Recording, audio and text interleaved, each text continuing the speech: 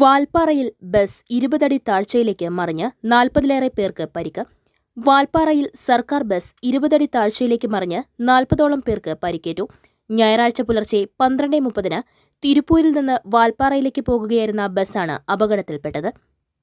72 യാത്രക്കാരുമായി പുലർച്ചെ 3 മണിയോടെ വാൽപ്പാറയിലേക്ക് വരികയായിരുന്ന ബസ് വാൽപ്പാറയ്ക്ക് സമീപം കവേഴ്സ് എസ്റ്റേറ്റ് ഭാഗത്ത് 33-ാം ഹെയർപിൻ വളവിൽ 20 അടി താഴ്ചയിലേക്ക് മറിയുകയായിരുന്നു.